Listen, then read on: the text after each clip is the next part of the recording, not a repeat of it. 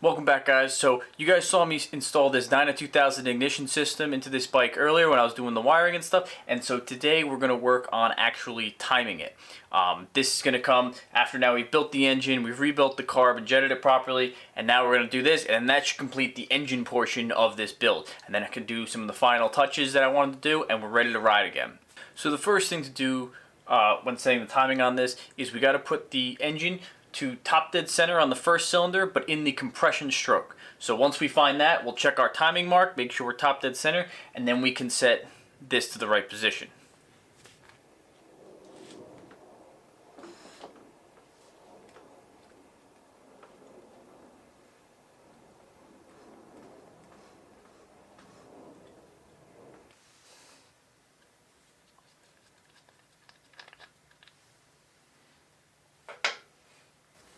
So you can see that timing mark right in there. That's showing that we're top dead center, and when we're rotating it, we confirm that we're on the compression stroke, so we're all set right there. So let's bring some power to this unit and set this where it needs to be. Okay, so you got these two screws that hold it in place here, and if you see these are slotted, so we're gonna loosen these up and turn them where they need to be. Now the more you turn it to the right, the more you advance it. Or clockwise you advance it, and counterclockwise you retard the timing. Now what we're doing right now is we're gonna rotate this until the status light comes on, and then we're gonna rotate it just counterclockwise until the light goes off. And that's gonna be timed where we need it to be.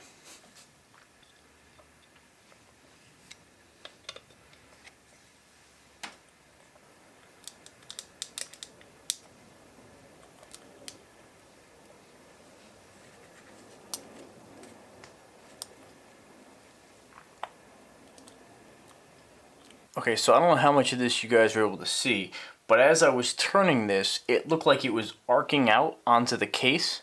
That kind of concerned me. I was checking, I pulled it out. This was having 12 volts on the body of it compared to this, so I was concerned. I reached out to Dyna about this, and they basically told me that's completely normal.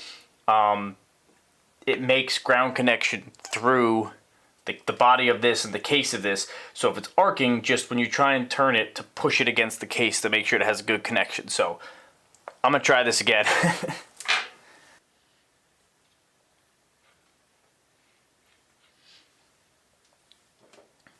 I wonder if this thing's actually not making great connection with this, so let me try and take this out, clean it up, and see where we're at.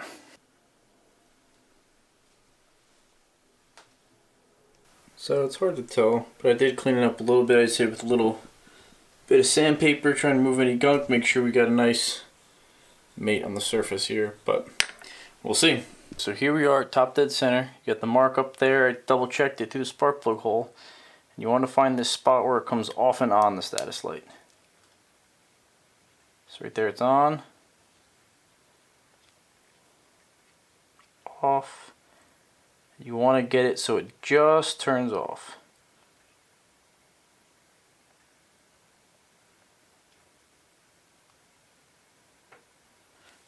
Right there. And then we'll lock that down. So for timing, I'm going to be looking at the normal VOES mode because I'm keeping that all active. So you have the different settings you can do. Now, this is your RPMs, and this is how many degrees of advance. So I'm going to follow the lead of the guys over at Hammer Performance. You should definitely check out their videos if you haven't seen them. They are top tier when it comes to performance on these Evo engines.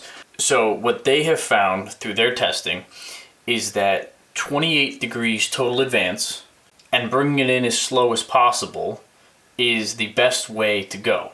So in this case, this will be curve 4, brings it in as slow as possible, but it brings it up to 30 degrees of total advance, and their recommendation is 28 degrees. So what we're going to do is we're going to mark the timing unit, and then we're going to mark the case so that they line up where they are right now, and then we're going to rotate it counterclockwise, which is retarding the timing by 2 degrees. That is 30 thousandths of an inch is what you're going to rotate it. So to give you an example here, I don't even know if you can see that. That is the distance we're talking about, 30 thousandths of an inch. So very, very minimal. Well, that'll bring us to 2 degrees down, which will then bring this whole curve down 2 degrees. So it'll be 28 degrees total advance. So that's what we're gonna do, and we're gonna run with that.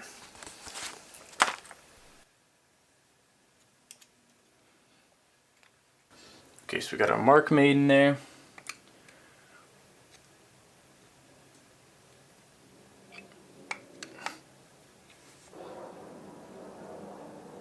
Okay, so we got that marked and then rotated it that 30 thousandths of an inch.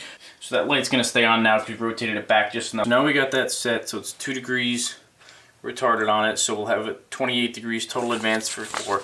We're gonna go through the switches on here. So switch 1, we're gonna leave off, and that leaves us in normal mode. For switch 2 and 3, we're gonna be setting the curve. So we want 4, so we want 2 and 3 to be on. So the next is the rev limit, and that's switch 4 and 5. So they have descriptions here: stock motor, modified street motor, race motor. Obviously this isn't a race motor.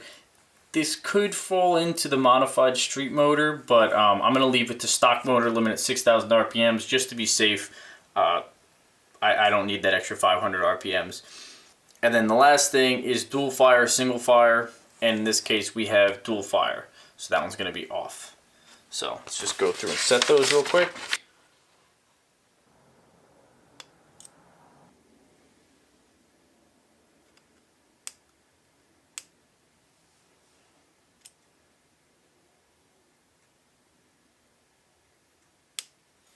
Alright, so timing is set.